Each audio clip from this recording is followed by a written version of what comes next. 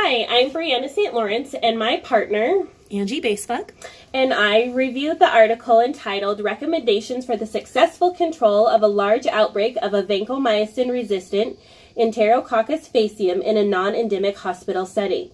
This article was published in the Journal of Hospital Infection in February of 2018. The article describes a study that was conducted retrospectively after a 22-month outbreak of vancomycin-resistant Enterococcus faecium, or VRE, that affected a Dutch hospital. VRE is a serious condition that is associated with extended hospital stays and an increased mortality rate. In this particular outbreak that took place in 2013 in an 880-bed Dutch hospital, it was found that 242 VRE carriers had been identified in the almost 2-year period. The study's purpose was to determine protocols to identify infected individuals and limit the spread of VRE and adjust cleaning regimens for wards that house patients with VRE. The study's findings showed that transmission was occurring despite following the standard cleaning and disinfection policies that the hospital had in place. Thus, additional cleaning policies and practices were put into place to stop the transmission of VRE. Furthermore, the study found that the screening practices for VRE were much too relaxed, and the VRE was being transmitted before hospital staff even knew if a patient was VRE positive. There was also evidence that showed that room sanitation after discharge was ineffective and that VRE was still present on fomites in the discharged patient's room. An outbreak management team consisting of a clinical microbiologist, 2 infection control specialists, a member of the hospital management team, a representative from the medical staff, a communication expert, and the manager of housekeeping identified areas of concern and implemented policy changes to control the outbreak. VRE is an enteric gram-positive cocci, or ovoid, known to colonize the GI tract and female genital tract. PCR, polymerase chain reaction, was used to identify 3 strains of VRE, 2 of which were Van A strains and 1 strain of Van B. The study resulted due to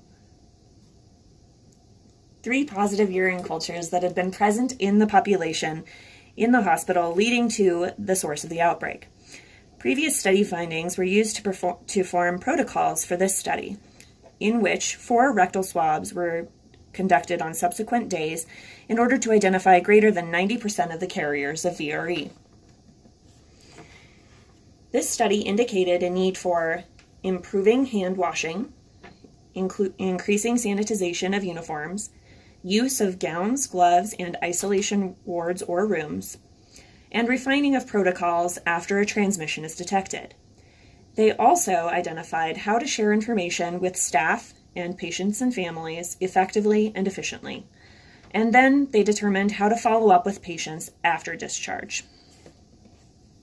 The study hypothesized that transmission rates of vancomycin-resistant enterococci increased due to limited patient screening and ineffective infection control practices.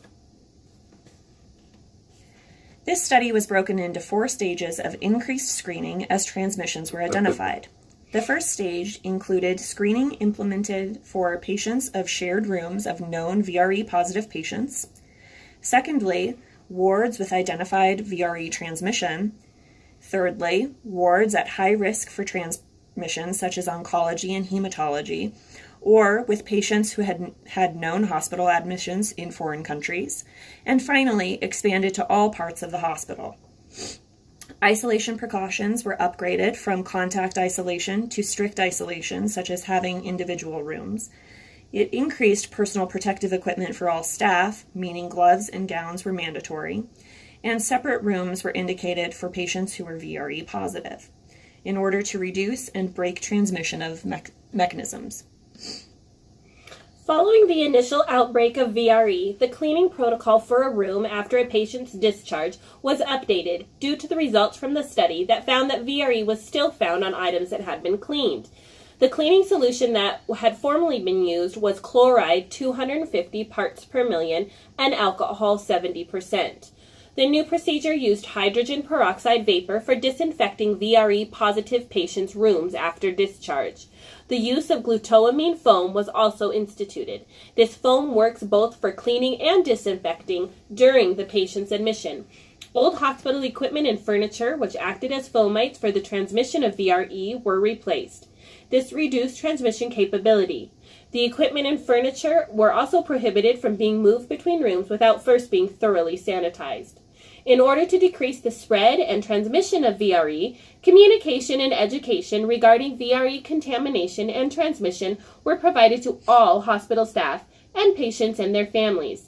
This additional knowledge and educational material was used to inform the public as a precautionary measure as well. Contact patients even received an informative letter and were invited to participate in a VRE screening. A VRE outpatient clinic was initiated for further monitoring and screening after a patient's discharge. Nurses trained in infection control worked at the clinic to inform discharged patients and to conduct further sample rectal swabs as needed.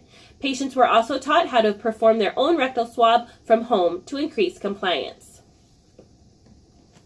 After a second outbreak occurred, the outbreak management team made changes in medication administration policies, leading to the discontinuation of prophylactic ciprofloxacin and the introduction of piperacillin tazobactam with or without gentamicin for patients experiencing neutropenic fever. They also instituted single patient isolation rooms and the use of isolation precautions for all patients on each floor. Tracking of VRE status in the electronic chart became imperative to identify which patients were VRE positive and which were not, in order to identify transmission. Currently, practices include monthly hospital-wide screening for wards without VRE positive patients, and the discontinuation of the quarantine ward occurred due to the control of transmission. The results of the study are as follows. Each year, 45,000 patients were admitted, approximately 5,600 patients were screened, 160 patients were identified to have VAN-A ST494 positive results, 32 patients were identified to have VAN-A ST117 positive results, and 23 patients were identified to have VAN-B ST78 positive results. 13 wards were affected by VRE transmission, and VRE was cultured from at least one clinical site in 22 patients, leading to the presumption that transmission was occurring via staff and improper hygiene. These nosocomial infections were introduced due to procedures. VRE bacteremia was identified in 7 patients, and 3 of which died shortly after detection. In one of the 3, a direct causation of VRE infection was not able to be ruled out as a possible cause of death. 2 of the 4 surviving patients with VRE bacteremia continued to have positive swabs for up to 4 years after initial detection, an example of difficulty of treating VRE and the complications of infection. Quoting from page 7 in the article, the authors state, "This study demonstrated that relying on clinical cultures without regular surveillance will result in incomplete and considerably delayed detection of VRE, or no detection at all. Surveillance of high-risk patients, according to international guidelines, is insufficient if radical eradication is pursued." Although not the ideal form of screening, rectal swabs were found to be the most accurate detection method. The study suggests that rectal swabs only need to be performed on individuals who have been in the hospital for greater than 4 days. This practice drastically reduces the number of patients needing to be screened. Weekly swab screening of identified VRE carriers in the hospital helps to prevent nosocomial transmission. The study also further proved the enormous importance of hand washing and good hygiene, especially in a hospital setting. Researchers were able to support their hypothesis because the implementation of increased patient screening methods and increased infection control practices resulted in a decrease in VRE transmission and gaining control of the outbreak. Counter-mechanisms put in place to break the cycle of transmission led to a severe reduction in the number of VRE cases occurring in the hospital. The study's findings helped to establish new protocols to minimize transmission, including changes in cleaning solutions, changes in hospital furniture, a focus on hygiene practices, and improved isolation protocol adherence.